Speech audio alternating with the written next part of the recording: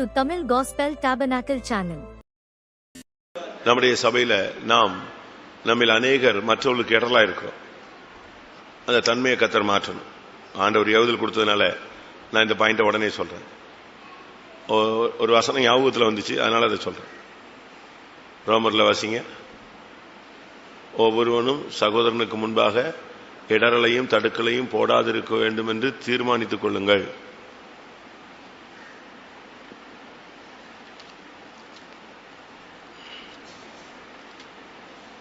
ஒருத்தருக்கு ஒருத்தர் இப்போ ஒரு தீர்மானம் எடுக்க வேண்டிய ஒரு டைம்.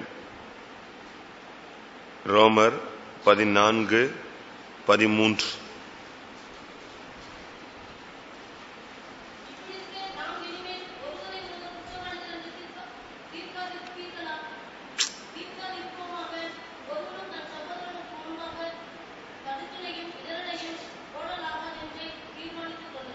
ஒருவனும் தன் சகோதரனுக்கு முன்பாக தடுக்கல் இடரல் போடலாகாதென்றே தீர்மானித்துக் கொள்ளுங்க. இது ஒரு தீர்மானம். ஒரு பிரதிஷ்டைங்கிறதுல நம்ம பல விதங்களில் பிரதிஷ்டை பண்றோம்.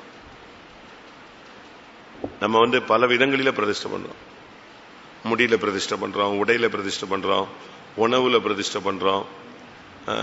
பல காரியங்கள்ல நமக்கு எப்படி எப்படி ஆவியானவர் ஏவுதல் கொடுக்கிறாரோ தூக்கத்தை பிரதிஷ்டை பண்றோம், பணத்தை பிரதிஷ்டை பண்றோம், சில காரியங்களை அனுபவிக்க மாட்டோம்னு சொல்றோம், சில காரியங்களை விட்டு விடுறோம்னு சொல்றோம். ஆனா இதுல ஒரு தீர்மானம் இருக்கு, நான் யாருக்கும் இடரலா இருக்க மாட்டேன் அப்படின்னு ஒரு தீர்மானம். இது இப்போ டக்குன்னு வசனமா ஒரு தூண்டுதல் வந்ததுனால உங்களுக்கு என்ன சொல்றேன், இதை ஜெப பாயிண்டா சொல்றேன். சகோதரனுக்கு முன்பாக தடுக்கலையும் இடரலையும் போட மாட்டேன் என்று நீங்கள் தீர்மானித்துக் கொள்ளுங்கள். தடுக்கல் இடரல் இந்த ரெண்டுமே அனநம்பிதான். தடுக்கலும் இடரல்தான் அனநம்பி. ஆனா இந்த தடுக்கல் இடரலுங்கிறது பெரிய பாவம். அதாவது இயேசு ரெண்டு காரியத்தை ஐயோன்னு சொன்னாரு. இயேசு சொன்ன ரெண்டு காரியம் ஐயோன்னு. அதுல ஒண்ணு என்னது? என்னது? இடரல் உண்டாக்குறவனுக்கு ஐயோ. ரெண்டாவது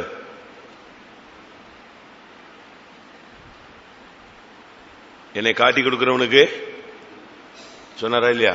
சொன்னாரா? என்னை காட்டி கொடுக்கிறவனுக்கு ஐயோ. இடரல் எவன் மூலமா உண்டாகிறதோ அவனுக்கு ஐயோ. அதாவது இந்த ரெண்டுக்கும் இது கிடையாது, அதாவது எக்ஸம்ஷன் கிடையாது, மன்னிப்பு கிடையாது. இது ஃபைல் க்ளோஸ். அதை போட்டுட்டு பிரதர் மன்னிச்சிருங்க, பிரதர் அக்கா மன்னிச்சிருங்க, பாஸ்டர் மன்னிச்சிருங்க, சகோதரி மன்னிச்சிருங்க, புருஷனே பிள்ளையே மனைவியன்னா இதுக்கு என்ன கிடையாது, மன்னிப்பே கிடையாது. எவன் மூலமா இடர்ல உண்டாகிறதோ அவனுக்கு ஐயோ. அவனை என்ன செய்யுங்க? ஏந்திரக்கல்ல கட்டி நடு சமுத்திரத்தில் அமர்த்துக்கிறது ரொம்ப லேசான காரியங்கிற. அது என்ன எந்திரக்கல்லு? ஏன் அந்த கல்ல கட்ட சொன்னாரு? அது நடுவில் ஓட்டம் இருக்கும். ஏந்திரக்கல்னா என்னது? இந்த திரிகை இறக்குற மாதிரி செக்கு கல். அது நடுவில் என்ன இருக்கும்? ஓட்டம் இருக்கும். அப்படின்னு என்ன அர்த்தம்? உன்னைய கட்டிட்டு அந்த கல்லு கூட உருவிக்கு வந்துடக்கூடாது. சிலரை அடிச்சு கிணத்துல குளத்துல கட்டி இறக்கிடுவாங்க. ஏன்னா வெளியே தெரியக்கூடாது. ஏன்னா பாடி தண்ணியில நெஞ்சிரும், மிதந்துரும். ஒரு லிமிட்டுக்கு பிறகு அது மேல வந்துடும். அப்படி வெளியே வந்தா கண்டுபிடிச்சிருவாங்கன்னு சொல்லிட்டு கல்லை போட்டு கட்டி நெஞ்சிருவான், உள்ள விட்டுருவான். ஆனா இடவடமான கல்ல கட்டினா கொஞ்ச நாள் கழிச்சு அதையும் இழுத்துக்கிட்டு இது எங்க வந்துடும்?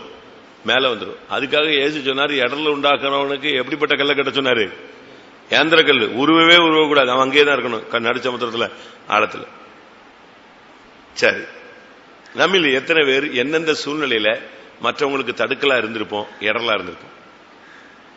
எனக்கு அவனாலதான் நான் கெட்டு போயிட்டேன், அவளாலதான் கெட்டு போயிட்டேன், அவன் இப்படி பண்ணிட்டான், அவன் இப்படி பண்ணிட்டா, அவன் மட்டும் அன்னைக்கு இல்லைன்னா, அவன் மட்டும் இல்லைன்னா நான் எங்கேயோ போயிட்டு இருப்பேன்.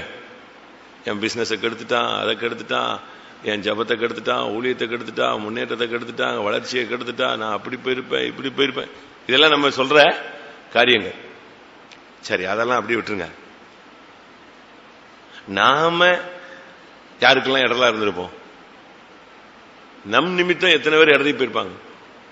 இயேசு சொல்றாரு, என் நிமித்தம் இடரல் அடையாது இருக்கிற மனுஷன் பாக்கியவான். என் நிமித்தம் யாரு இணைஞ்சிடாதீங்க, இடரல் அடைஞ்சிடாதீங்கன்னு சொன்னார். யாருக்காக இப்படி சொன்ன வார்த்தையை சொன்னாரு? யோவான் ஸ்நானகன் சிறைச்சாலையில் இருக்கும்போது என்ன பண்ணிட்டாரு, டவுட் வந்துருச்சு. அவர் நினைச்சாரு நம்மளை சிறைச்சாலையில வந்து பாப்பாரு, விடுதலை ஆக்கிடுவாரு, இயேசு ஏதாவது ஒரு அற்புதம் செய்வாருன்னு நினைச்சாரு. இவர் கண்டுக்காம போன உடனே இவன் 2 சீசரை கூப்பிட்டான், போய் கேளுங்க, நான் கரெக்டா தான் ஞானசாரம் கொடுத்தேன், ஞானசாரம் கொடுக்கும்போது ஆவியானவர் இறங்கினாரு, இவர் தான் உலகத்தின் பாவங்களை சுமந்து இருக்கிற ஆட்டுக்குட்டின்னு சொன்னேன், குருடனை பார்வையடை செஞ்சிட்டாரு, செவிடனுக்கு எல்லாமே செஞ்சிட்டாரு, பட் எனக்காக ஒண்ணுமே செய்யலையேன்னு சொல்லிட்டு 2 சீசனை ஜெயிலுக்கு அனுப்பிவிட்டான். ஜெயில இருந்து இயேசுட்டு அனுப்பிவிட்டான். ஜெயில இருந்து 2 பேரும் வர்றாங்க. வருகிறவர் நீர்தானா இல்ல வேற ஒருவர் வர காத்திருக்கணுமான்னு யோவான் ஸ்நானகன் கேட்காரு. அப்பதான் இவர் சொன்னாரு, ஆகா தடுமாறிட்டான், விசுவாசத்துல நினைச்சா அசைறானே அப்படின்னு சொல்லிட்டு தான், என் நிமித்தம் இடரலையா இருக்கிற மனுஷன் பாக்கியவான். நீங்கள் காண்கிறதையும் கேட்கிறதையும் போய் அவனுக்கு என்ன செய்யுங்கள், சொல்லுங்கள். குருடர்கள் பார்வையிடுகிறார்கள், செவிடர்கள் கேட்கிறார்கள், மரித்தோர் எழும்புறாள்னு போய் சொல்லு, அவனை விசுவாசத்துல தடுமாற விடாதாங்கிறார். இப்ப நமக்கும் கூட காலம் தாழ்த்தும் போது சில காரியங்கள் நடக்கும்போது நமக்குள்ள விசுவாசத்துல என்ன வருது, இடத்துல வருது. அந்த சப்ஜெக்ட் நான் இப்ப போல. ஆனா நாம் மற்றவர்களுக்கு இடலா இருந்திருக்கிறோமா சொல்லுங்க. ஒருவேளை நாம் சரியா தான் இருந்திருப்போம், ஆனா நம்முடைய ட்ரெஸ் மற்றவனுக்கு இடலா இருந்திருக்கும், நம்முடைய பேச்சு மற்றவங்களுக்கு இடலா இருந்திருக்கும். புரியுதா? சமீபத்தில் டெல்லியில ஒரு பெண்ணை வந்து கெடுத்துட்டாங்க, பஸ்ல எடுத்து அந்த பிள்ளை செத்துலாம் போயிடுச்சு, பெரிய ரகலை ஆச்சு, இந்தியா முழுசும் ஒரு அசைவு ஆச்சு. இப்படி பல காரியங்கள் இருக்கு. அதுல ஒரு குற்றச்சாட்டு, முழு உலகமும் தப்பு செஞ்சவன் என்ன செய்யுது, குற்றஞ்சாட்டு. அதுல ஒரே ஒரு பார்ட்டி மட்டும், வேற ஒரு குரூப், அவங்க என்ன சொல்றாங்க, அந்த பொண்ணு போட்டிருந்த ட்ரெஸ் என்னதுல சரியில்லை, அதுதான் இவ்வளவு பிரச்சனைக்கும் காரணம். ஒண்ணு, அவளும் இன்னொருத்தனும் பஸ்ல நடந்து கொண்ட விதங்கள் சரியில்லை. நீங்க படிச்சிருப்பீங்க பேப்பர்ல. இந்த 2 குற்றச்சாட்டு பிரதான குற்றச்சாட்டு. அவ கூட வந்த பையனும் அவளும் நடந்து கொண்ட விதங்கள் தப்பு, அவ போட்டிருந்த டிரெஸ் வந்து தெய்வீகமானது அல்ல, கலாச்சாரத்துக்கு உகந்தது அல்ல. இதுதான் இன்னைக்கு உள்ள கொலைக்கு காரணம். ஆனா மற்றவங்களாம் சொல்லுவாங்க, அந்த பொண்ணை தொட்டது தப்பு, அடிச்சது தப்பு, கெடுத்தது தப்பு, கொண்டுட்டானுங்க, அதெல்லாம் ஒரு வியூ கரெக்ட், அது தப்பு, அப்படி செய்யக்கூடாது ஒரு பிள்ளை. ஆனா அந்த பிள்ளை நடந்து கொண்ட விதங்கள். இதே போல நாம, நானு, நீங்க இப்போ ஒரு கர்த்தருடைய சமூகத்தில் 11 மணிக்கு ஒரு பிரதிஷ்டை பண்ணணும். நமக்கு பல பிரதிஷ்டைகள் இருக்கு.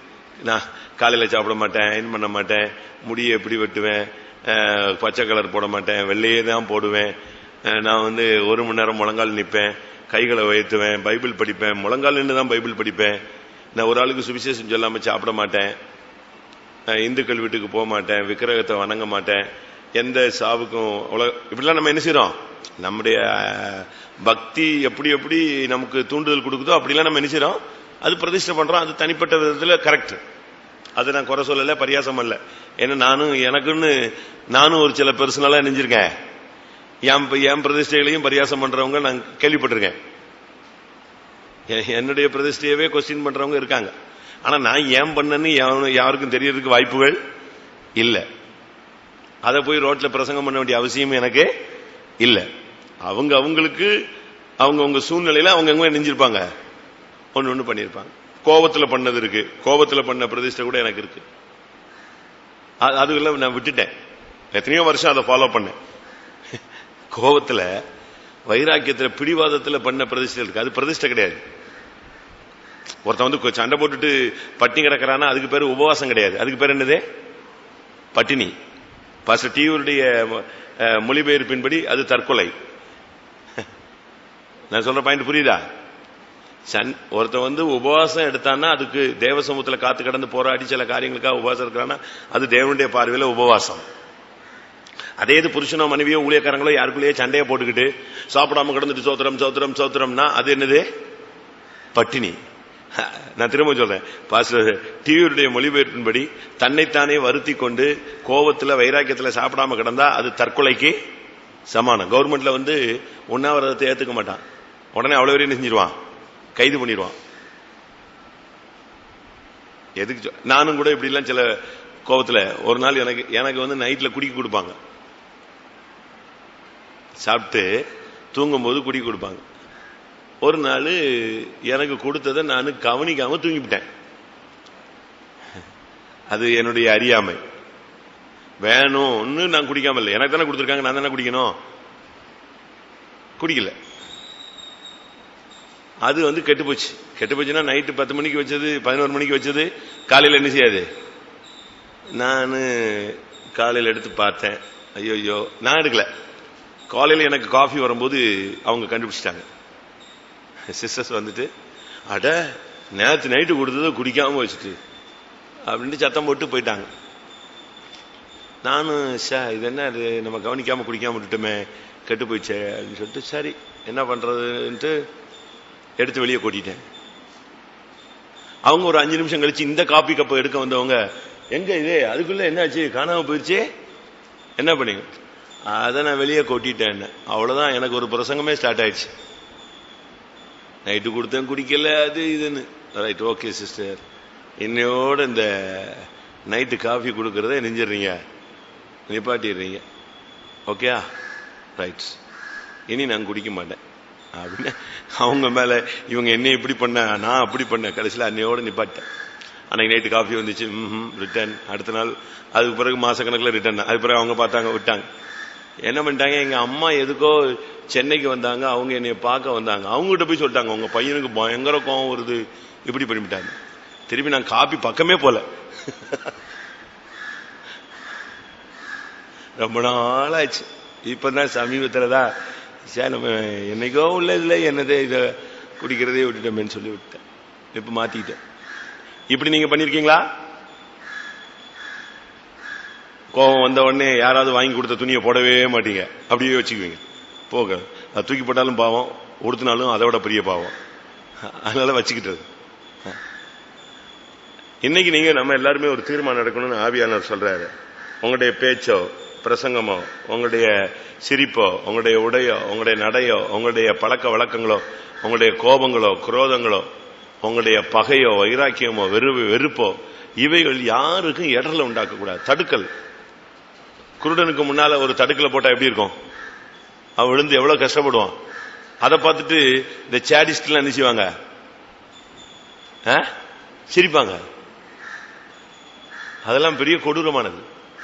நாம யாருக்கு இடர்ல இருக்கக்கூடாது. அதனால தான் இயேசு கிறிஸ்து விரும்பத்தக்க ரூபம் இல்லாதவராய் மாறினார். நம்மள மற்றவங்க லைக் பண்ற மாதிரி ரூபமே நமக்கு என்ன செய்யக்கூடாது, இருக்கக்கூடாது. உங்களில் இவைகள் எல்லாம் பிடித்திருக்கிறது அப்படின்னு சொல்லக்கூடாது. அப்படி பிடிச்சிருக்குன்னா நீ இடர்ல உண்டாக்கிட்டேன்னு அர்த்தம். நான் சொல்றது கரெக்டா? கரெக்ட்னு சொல்றவங்க அல்லையா சொல்லுங்க. என்னடா இது, உபவாசத்திலேயே ஸ்டார்ட் பண்ணிட்டாரு ஆபரேஷனு. இப்ப ஏதோ மருந்து தான் கொடுப்பாங்க, மாத்திரை கொடுப்பாங்க, இது ஆபரேஷனே ஸ்டார்ட் பண்றானே அப்படிங்கிறீங்களா? அப்படி இல்லை. நாம இடர்ல இருக்க போறதில்லை. ஆனா நம்முடைய செயல்கள்ல ஏதாவது மற்றவனுக்கு இடர்ல உண்டாயிருந்தா நமக்கு என்னது ஐயோன்னு ஏசு சொல்ற. அப்படி பார்த்தா நான் எத்தனையோ பேருக்கு இடர்ல இருந்திருக்கிறேன். அதனால இன்னைக்கு ஒரு தீர்மானம் எடுப்போம். நல்ல ஒரு தீர்மானம் எடுத்து ஜெபம் பண்ணுங்க. இந்த உபவாச ஜெபத்தோடு நம்ம யாருக்கு இனிமே இடர்லாவே, இந்த பிரதரால, இந்த அக்காவால, இந்த சிஸ்டரால, இந்த சகோதரியால, என் புருஷனால, என் மனைவியால, அவளாலதான் நான் கெட்டு போயிட்டேன், அவதான் என்னுடைய வாவிக்குரிய வாழ்க்கைக்கு தடை அப்படின்னு சொன்னா நம்ம பரலவும் போக முடியாது. நம்ம எங்க போக வேண்டிய ஆளுங்க? நடு சமுத்திரத்துக்கு போக வேண்டிய ஆள். நடு சமுத்திரத்துக்கு போக வேண்டிய இன்னொரு ஆள் யாரு? காட்டத்தி மரத்தை பார்த்து நடுச்சமுத்திரத்தில், அது காட்டத்தி மரம், கனிதிராத மரம். அதாவது அந்த மரத்துல ஒண்ணுமே பண்ண முடியாது. புரியுதா?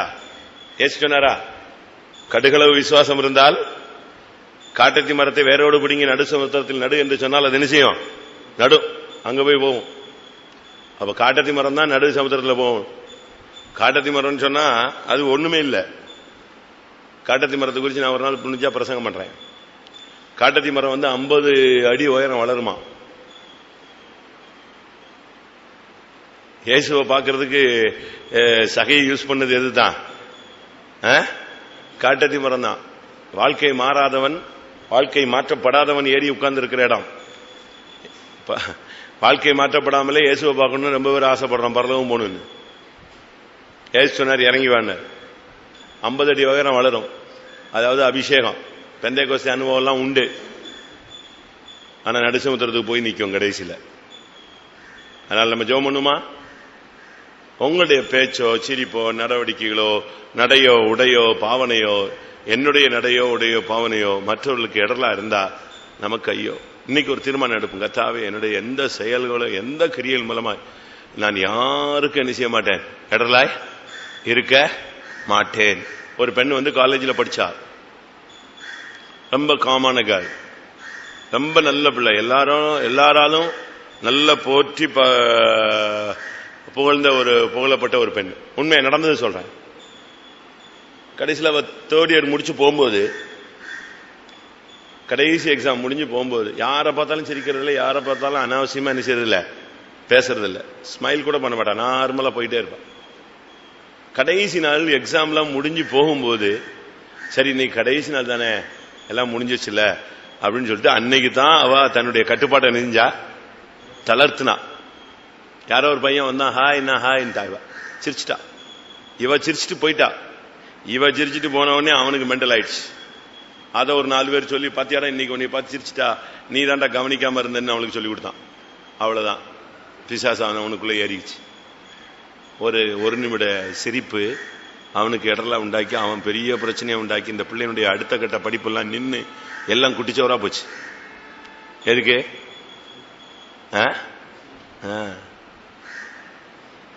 ஜோமனுமா தீர்மானம் எடுக்கிறீங்களா? உங்களுக்கு ஆவியானவர் இருந்து நான் சொல்ற பாயிண்ட்ல எதையாவது லேசா உள்ள குத்துறாரா, இறங்குறாரா? எலும்பு கணு எல்லாம் கொஞ்சம் கொஞ்சம் வெட்டப்படுதா? ஏதாவது ஒரு, நான் அப்படி ரொம்ப இடரலா இருந்திருக்கிறேன்னு கேள்விப்பட்டிருக்கேன். அதெல்லாம் தவறுதான். நீங்க அப்படி இருந்தா, இப்ப ஆவியானவர் சொல்றாரு, இடரலையும் தடுக்கலையும் போடலாகாதென்றே நீங்களே என்ன செய்து கொள்ளுங்கள், தீர்மானித்துக் கொள்ளுங்கள். நீங்களே ஒரு தீர்மானம் விடுங்க. உங்க வேலை ஸ்தலத்துல சரி, உங்களுடைய பிசினஸ்ல சரி, உங்க பிள்ளைகள் மத்தியில, ஊழியக்காரங்க மத்தியில, கர்த்தாவே நான் இனிமே, உன்னுடைய தூக்கம் கூட மற்றவனுக்கு இடரலாயிரும். நான் சொல்றதை கவனிச்சுக்காங்க. உங்களுடைய ஒரு ஆள் தூக்கம், இப்ப நீங்க டிரைவருக்கு முன்னால போய் உட்காந்து தூங்குங்க, அவன் தூங்கிட்ட வண்டி எங்க விட்டுருவான். அதனாலதான் சொல்லுவாங்க, டிரைவருக்கு முன்னால நீ என்ன செய்யாத, தூங்க. கேள்விப்பட்டிருக்கீங்களா? தூங்காதான்னு சொல்லுவாங்க. மலையில ஏறிக்கிட்டு இருக்கும்போது இதுக்கு போட்டிருப்பான், எழுதி போட்டிருப்பான், டிரைவர்கள் கவனத்திற்கு சைட் சீனரி பாராதிருங்கள் அப்படின்னு இருப்பான். ஏன்னா இவன் சைட் சீனரி பார்த்தா எங்க போயிடுவான், பள்ளத்துக்குள்ள போயிடுவான். நம்ம லேசா இடறா போதும். நீ தூங்குறது கூட மற்றவனுக்கு இடரலா இருக்கும், நீ சிரிக்கிறது இடரலா இருக்கும், நீ ஜெபம் இருக்கிறது இடரலா இருக்கும். நீ எல்லாரும் முழங்கால் போடுவோம், நீ சம்மணம் போட்டு பிள்ளையார் மாதிரி நடுவில் சந்தில உட்காந்துக்கிட்டீங்கன்னா மற்றவனுக்கு இடரலா தான் இருக்கும். பவுல் சொல்றாரு ரோமர்ல, நீ மாம்சம் புசிக்கிறது ஒருவனுக்கு இடரலா இருந்தால் என்ன செய்யாத சொல்லுங்க, இனி அதை புசியாத. நீ மாம்சம் புசிக்கிறத பார்த்துட்டு ஒருத்தன் இடரல அடைஞ்சிட்டான், நீ விக்கிரக கோயில நிக்கிறத பார்த்து ஒருத்தன் இடறிட்டானா நீ தான் குற்றவாளின்னு சொல்றாரா? பைபிள் நல்லா உட்கார்ந்து படிங்க. அப்ப நம்ம தூங்குறதோ, நம்ம உட்கார்ந்து இருக்கிறதோ, நம்முடைய எழுந்திருக்கிறதோ, நம்முடைய நடையோ உடையோ, நம்முடைய சாப்பாடோ குடித்தலோ, எதுல என்ன நடந்தாலும், ஒரு உபவாச நாள் எல்லாரும் உபவாசம், நம்ம உட்கார்ந்து சாப்பிட்டுட்டு இருப்போம், அது இடரல், மற்றவனுக்கு இடரல். எல்லாரும் ஜெபம் பண்ணுவோம், நீ கட்டில இழுத்து போட்டு மடுத்துக்கிறது அர்த்தமே இல்லையா? நீ ஒரு இடரல். உன்னை எந்திர கல்ல குட்டி இறக்க வேண்டிய ஆளு நீ விசுவாச வீட்லயே இருக்கக்கூடாது, விசுவாசி வீட்லயே நினைச்சக்கூடாது, இருக்கக்கூடாது. நானும் சரி, யாரானாலும் சரி ஜெபம் பண்ணுமா? எல்லாரும் நமக்குள்ள இருக்கிற இடரெல்லாம் கர்த்தர் மன்னித்து, தடுக்கலை மன்னித்து, இனிமேல் நாமோ நம்முடைய சந்ததியோ நம்முடைய சபையில உள்ளவங்களோ யாருக்கும் இடரலாகாதபடி கர்த்தர் பாதுகாக்க முடியாது. ஜெபம் பண்ணுவோம்.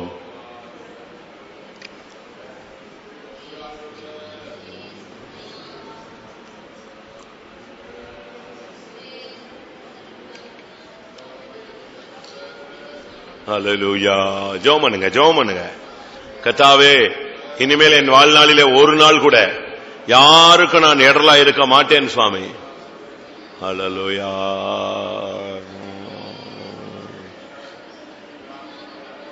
ஆண்டவரே,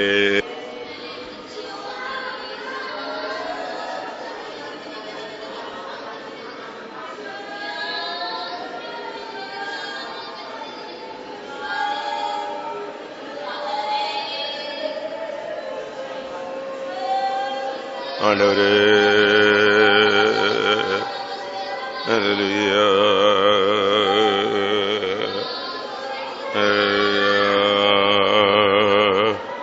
ஹல்லேலூயா. ஹல்லேலூயா. நாம யாரை பத்தியும் தவறான வார்த்தைகளை உபயோகிக்க கூடாது. மற்றவங்களுடைய மனசை கெடுக்கிற மாதிரி தவறான கருத்துக்களை சொல்லக்கூடாது. பொய்யான கருத்துக்களை என்ன செய்யக்கூடாது, சொல்லக்கூடாது. பைபிள் நீங்க பாத்தீங்கன்னா ஷீபான்னு ஒருத்தர் இருக்கான். ஷீபா, நம்ம ஷீபான்னா நீங்க பொம்பளை பிள்ளைகளுக்கு பேர் வைப்போம், ஷீலான்னா பொண்ணுங்களுக்கு பேர் வைப்போம். இந்த ஷீலா ஷீபாலாம் யாரு தான்?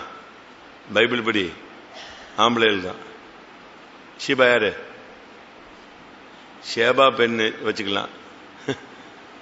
ஷீபா, ஷீபா யாரு? தாவீதே? புரியல. அது சீமை. நான் சொல்றது ஷீபா. ஷீபா யாரு? சும்மா சொல்லுங்க, தப்பா இருந்தா பார்க்கலாம். மேவி போசத்தினுடைய வேலைக்காரன். வாசிங்க 2 ராஜாக்கள்ல.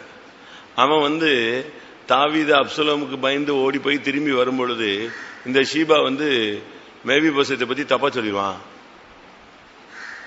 ராங், தவறான கருத்துக்களை போய் சொல்லி விட்டுருவான். அவன் தான் ஷீபா.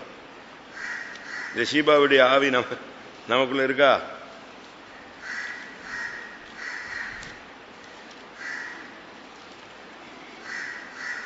இல்லையா? 2 சாமுவேல் 19:25 கேளுங்க.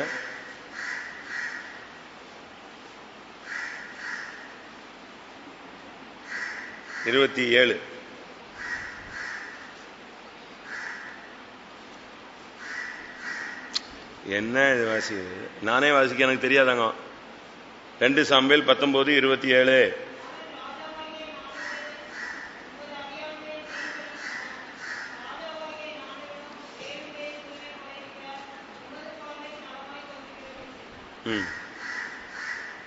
இந்த ஷீபா முதலாவது இவனை பார்ப்பான், தாவீத பார்ப்பான்.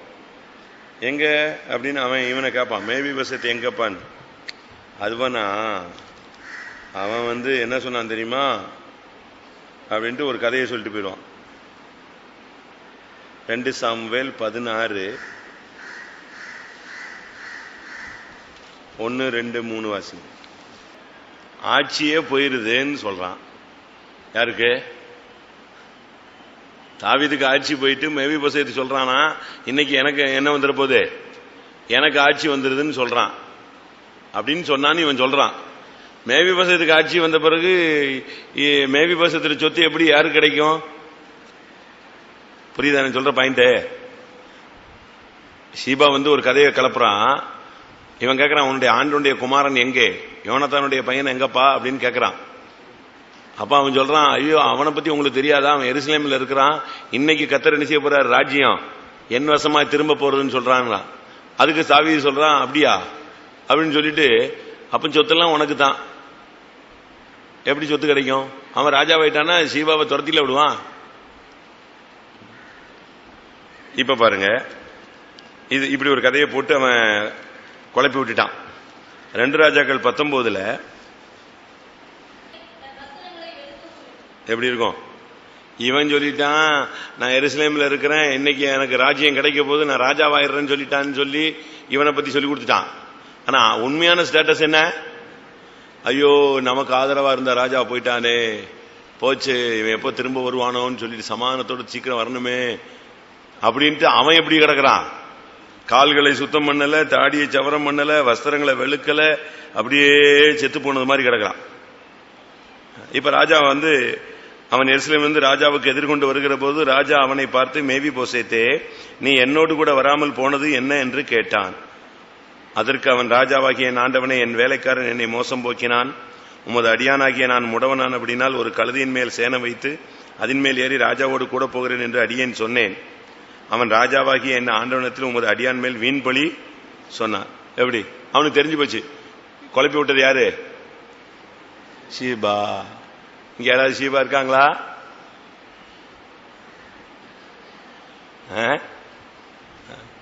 அது ஒரு ஆவி. அதாவது மற்றவங்க நல்லவங்களுடைய மனதை என்ன செய்யறது? கெடுக்கிறது. தவறான கருத்துக்களை சொல்லி கலையை விதைக்கிற ஆவி. அவன் கேட்கறான், எங்க ஒன்னு ஆண்டவனுடைய குமாரன்? ஐயோ, அவன் ராஜாவாகணும்னு கனவுல உட்கார்ந்துட்டு இருக்கான், நீங்க அவனை போய் என்னவோ பெரிய ஆளுன்னு விசாரிச்சுட்டு இருக்கீங்க அப்படின்னா. அப்பதான் அவன் பார்த்தான், ஓஹோ அவ்வளவு லெவலுக்கு வந்துட்டான. இப்ப பார்த்தா இவன் தாடி ஈடிலாம் சவரம் பண்ணாம அப்படியே பைத்தியக்கார மாதிரி வந்தவனே என்னன்னு கேட்கறான். இல்லையா, நான் நீங்க வர்ற வரைக்கும் நான் என்ன செய்ய மாட்டேன், சமாதானம் இல்லாம இருந்தேன். அப்பதான் அவனுக்கு புரிஞ்சிருச்சு, ஓஹோ அவன் சொன்னது என்னது? பொய், வீண்பலி சொன்னான். அவன் அழகா சொல்றான், நீ தேவதூதனை போல இருக்கிறீர், உமது பார்வைக்கு நலமானபடி செய்யும். நான் சாவுக்கு ஏதுவானவன், உம்முடைய பந்தியில சாப்பிடுறதுக்கு என்னை வைத்தீங்க. நான் இப்ப போய் எந்த காரியத்தையும் நியாயம் பேசுறதுக்கு எனக்கு என்ன தகுதியும் இல்லைன்னு சொன்னான். உடனே ராஜா சொன்னான், உன் காரியத்தை அதிகமாய் பேசுவானேன், நீ அவனு ஷேர் பண்ணிட்டு ஒதுங்கி போயிட்டே இருன்னு சொல்லிட்டான். அவன் 30ஆம் வசனத்துல பாருங்க, மேவி பேச சொல்றான், என் ஆண்டவன் சமாதானத்தோடு வந்த பிறகு எனக்கு என்னத்துக்கு ஷேரு? எல்லாத்தையும் யாரும் எடுத்துட்டு போட்டோம், அநியாயமா பழி சொன்ன ஷீபாவை தூக்கிட்டு போட்டுன்னு சொல்லிட்டான். எப்படி இருக்கும்? அதாவது தவறான கருத்துக்களை நம்ம எப்பவுமே, சில புருஷன்மார் சில தவறான கருத்துக்களை பிள்ளைகளுக்கு இல்லாட்ட மனைவிட்ட சொல்லிடுவாங்க. இவன் இப்படி, அவன் இப்படி, அவன் இப்படி, இதா இப்படி. சில மனைவி மாதிரி தன்னுடைய புருஷன்கிட்ட, அவங்க உங்க அக்கா சரியில்லை, உங்க அம்மா சரியில்லை, உங்க அண்ணன் சரியில்லை, என்னத்தையா தூக்கி நினைச்சிருவாங்க, போட்டுருவாங்க. நம்ம அப்படி மற்றவங்களை பத்தி தவறான கருத்துக்களையவே என்ன செய்யக்கூடாது. அது கலை, அதை விதைக்கவே கூடாது. நீங்க அப்படி யாராவது பத்தி தவறான கருத்துக்களை சொல்லிருக்கீங்களா? வீண் பழியே சொல்லாதீங்க. சூனேமியாள் வீட்டுக்கு எலிசா அடிக்கடி வந்துட்டு போறார். சூனேமியாள் அதை குறித்து தன்னுடைய புருஷன் சொல்லும் போது எவ்வளவு அருமையா பக்குவமா சொன்னா தெரியுமா? 2 ராஜாக்கள் 4ஆம் அதிகாரம் 9ஆம் வசனம்.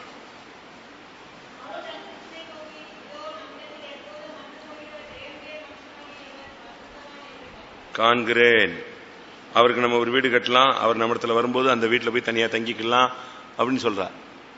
ஒரு ஊழியக்காரனை பத்தி ஒரு விசுவாசி தான் புருஷன் எப்படி சொல்றா, இந்த பிரதர் அடிக்கடி வர்றாரு, இவர் ஒரு மாதிரி பாக்குறாரு, சோத்திரம் வேணாம், இனிமே நீங்க இருக்கும்போது மட்டும் வந்தால் போதும் அப்படின்னு சொன்னா எப்படி இருக்கும்? ஆனா அவ சொல்றா, நம்ம இடத்துல அடிக்கடி வந்து போகிற இந்த மனுஷனை நான் எப்படி இப்ப காண்கிறேன். ஏன்னா அவன் புருஷன் ரட்சிக்கப்படாத ஆள். சுனேமியருடைய புருஷன் பக்குவம் இல்லாத ஒரு ஆள்.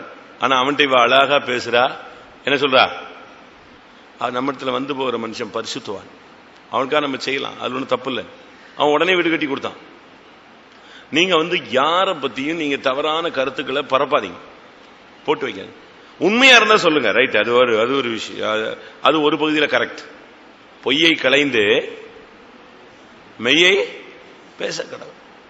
ஆனா இல்லாத ஒரு காரியத்தை நீங்க அப்படியே கண்ணு மூக்கு வாயை வச்சு ஜீவ சுவாசத்தை புஷ்ன்னு ஊதி பொம்மையா கொண்டு வந்து நிப்பாட்டிடக்கூடாது. நம்ம ஆளுகளுக்கு சிருஷ்டிக்கிற சக்தி உண்டு. ஒரு ஆளு அது அப்படியாமம்மா, ஒரு ஆள் இப்படியாமம்மா, அப்ப 2 கண்ணு வந்துருச்சு. அடுத்து இது இப்படி இல்ல, அது அப்படி, அடுத்து 2 கை வந்துருச்சு. அதுக்கு இப்படியே கொஞ்ச நேரத்தில் அதுக்கு அப்படியே அது ஒரு பொம்மை மாதிரி நிற்கும். ஒரு ஆள் ஊதிடுவான், எதை வதந்தியை பரப்பி விட்டுருவான். அது பாட்டுக்கு அந்த வதந்தி உலாவும். ஜீவ சுவாசம் உள்ள வந்துடும். அது அப்படி இது இப்படி, நான் அங்க பார்த்தேன் இங்க பார்த்தேன், அது எப்படி இப்படி ஒன்று சொல்லி கிளப்பி விட்டுருவாங்க. இந்த ஷீபா இப்படிப்பட்ட ஒரு ஆவி உள்ளவன். அவன் பாருங்க, கரெக்ட் டயத்துல குறுக்க அப்படி 200 திராட்சை கொலை, அது திராட்சை ரசம், அது இதுன்னு கொண்டு அவன் கேட்கறான், என்னத்துக்குப்பா இது வாலிபர்களுக்கு, இது உங்களுக்கு, இது விடாய்த்து போனவங்களுக்கு, அப்படி இப்படின்னா. எங்க அவனை எங்க? ஐயோ, அவனை போய் கேட்கறீங்க நீங்க? அவன் இன்னைக்கு ராஜாவாயிரம் தலைகள் நின்றுட்டு இருக்கிறான். எவ்வளவு ஒரு அபாண்டமான சம்பந்தமில்லாத சம்பந்தமே இல்லாத ஒரு காரியத்தை உருவாக்கி சொல்லிட்டான். எப்படி இருக்கும் பாருங்க. எனக்கு ஒரு ஊழியக்காரரு ஒரு பிள்ளையை பத்தி தப்பாவே சொல்லுவார். ஆனா உங்களுக்கு தெரியாது, நீங்க வளர்த்த பிள்ளைதான். ஐயோ, அது காலேஜில் ஒரு பையனோட பயங்கரமான பிரச்சனை அப்படின்னு. காலேஜில் பயங்கரமான பிரச்சனையா? நான் உடனே அந்த வீட்டுக்கு போன் நம்பரை கேட்டு உருண்டு பிறண்டு அடிச்சு அந்த பொண்ணை விசாரிச்சா, அது நான் காலேஜ் நிப்பாட்டி எவ்வளவு நாள் ஆச்சு, காலேஜ் நீ போறது இல்லையே. எப்படி? காலேஜ் முடிச்சிருச்சு, இவன் இப்பதான் பிரச்சனை, நேரத்துலாம் அந்த பையன் பின்னாலேயே வந்துட்டானா, ஓடி வந்துட்டாலாம், அப்படி இப்படின்ட்டான். அவங்கள கேட்டா காலேஜ் போய் எத்தனையோ மாசம் ஆச்சு. அது என்னடா அப்படின்னா பார்த்து யாரோ ஒருத்தன் புதுசா கதை நெஞ்சிட்டே இருக்கான், ரிலீஸ் பண்ணிட்டே இருக்கான். ஐயோ, அது அந்த பையனோட ரொம்ப கான்டாக்ட் அப்படின்னு. கடைசியில் பார்த்தா அது இப்ப ஊழியத்தில் இருக்கு. எல்லாமே சொன்னது அவ்வளவு என்னது வித்தியாசமான கதைகள், புது புது கதைகள்.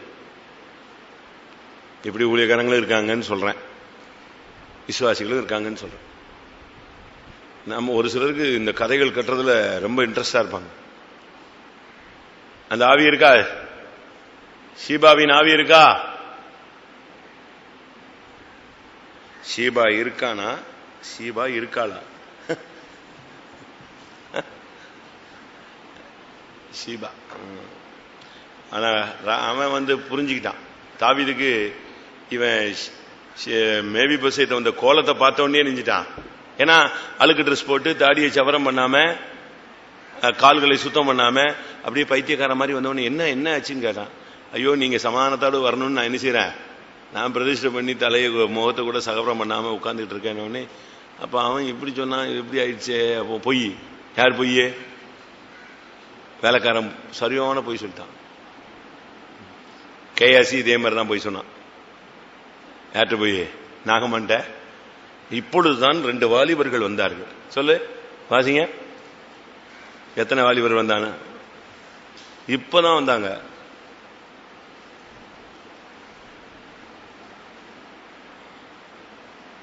ரெண்டு ராஜாக்கள் தாங்க. இனி இப்படியே இந்த பிரெயில் புஸ்தகத்தில் வாசிச்ச மாதிரி தடவுவான். இந்த குருடர்கள் புக் இருக்கு பாத்தீங்களா, அதுல தடவுற மாதிரி இப்படியே பாக்குறது. எதுக்கு? டக்குன்னு அப்படி திருப்பின உடனே வந்துட வேண்டாமா? 2 ராஜாக்கள் 5ஆம் அதிகாரம் 21, 22 வாசிங்க.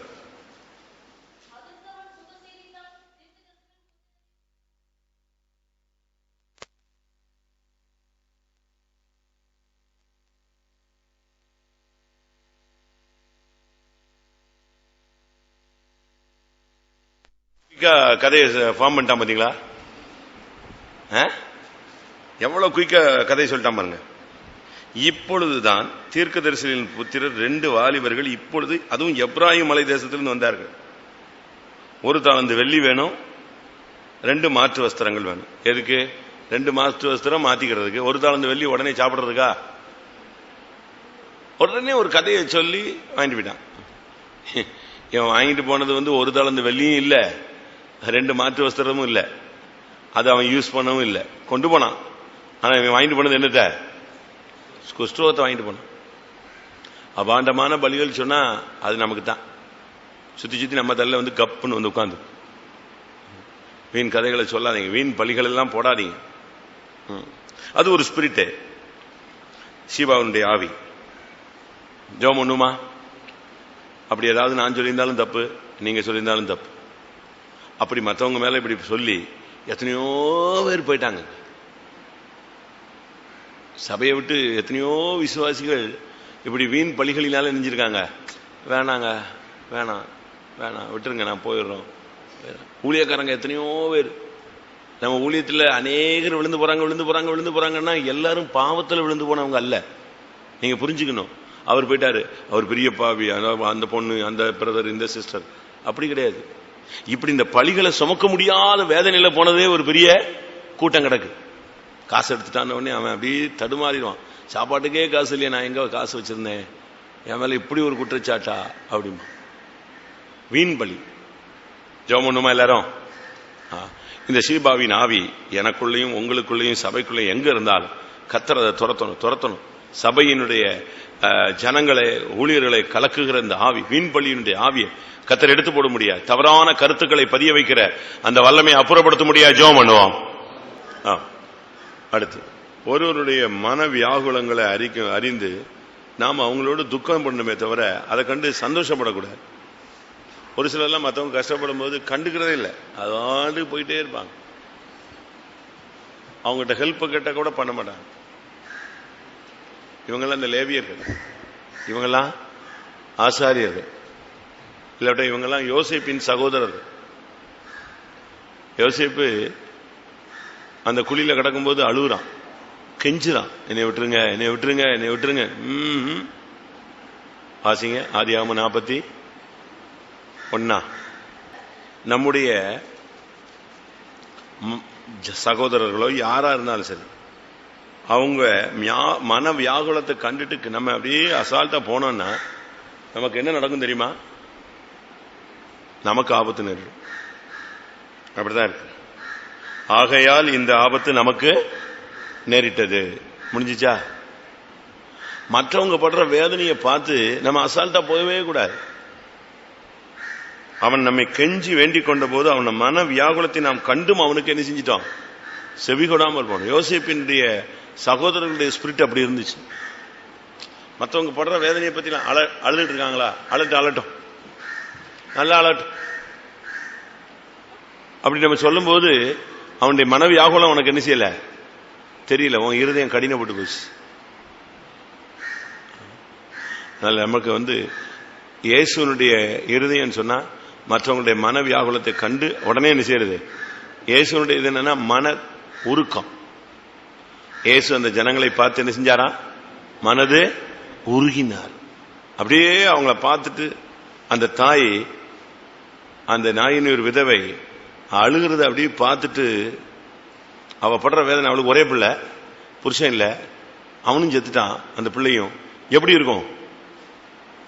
தன் ஒரே பேரானவனுக்காக துக்கித்து புலம்புறத பார்த்த உடனே இயேசு அந்த இடத்துல அப்படியே நின்றுட்டார். மன துருகிதான் எதை தொட்டாரு? பாடைய தொட்டார். வாசிங்க லூக்கா 7ஆம் அதிகாரம்.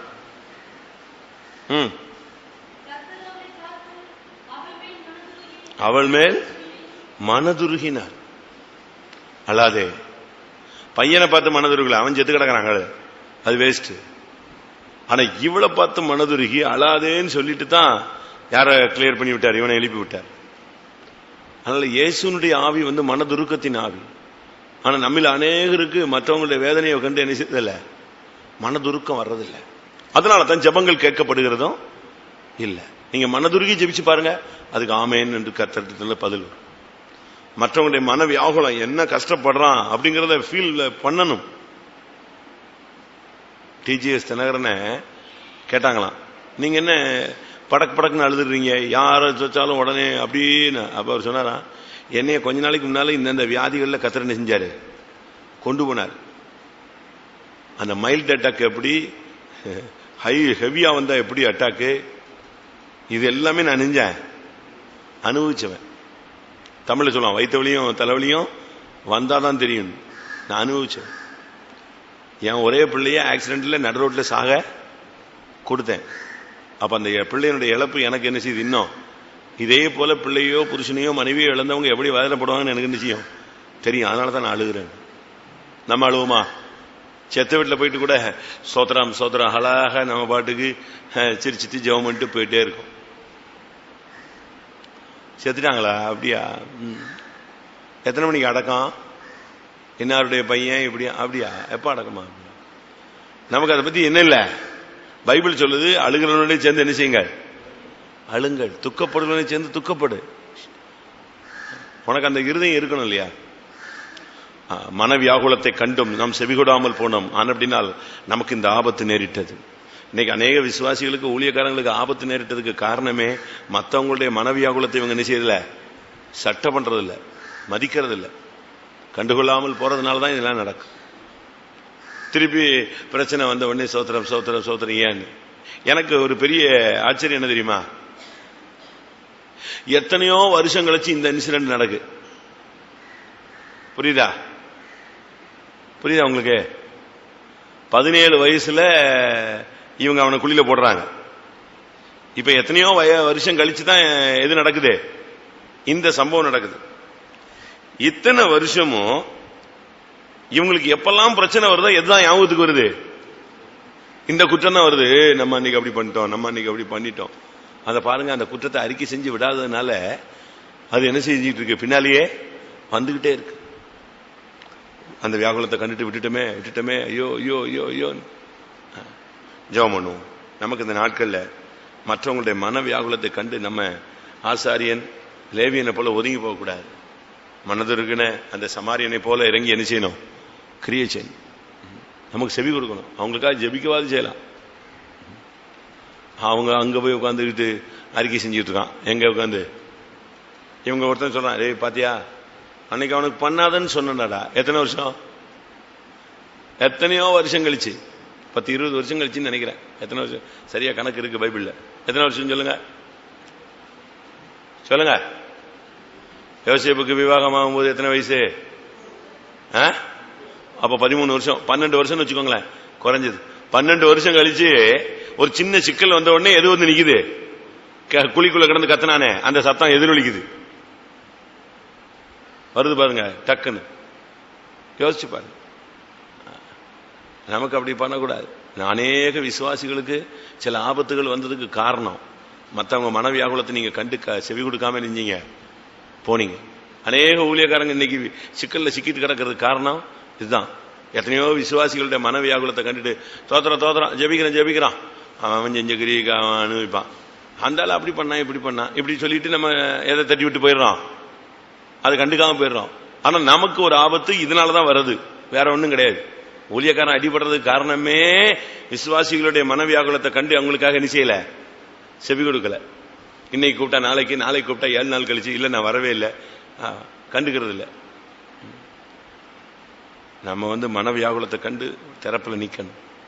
கத்திருந்த நாட்கள் நமக்கு அப்படிப்பட்ட ஒரு அனுபவத்தை தரணும்.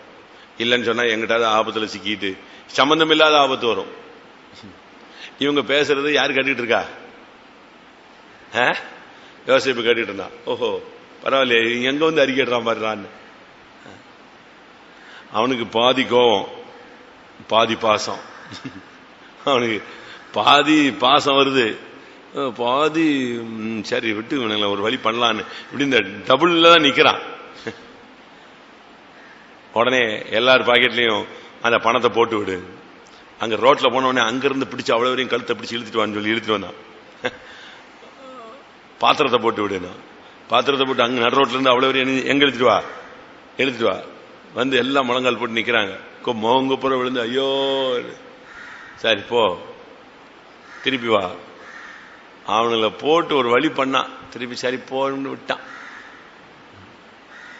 மனவியாகுலத்தை உங்களுக்கு காண முடியுதா?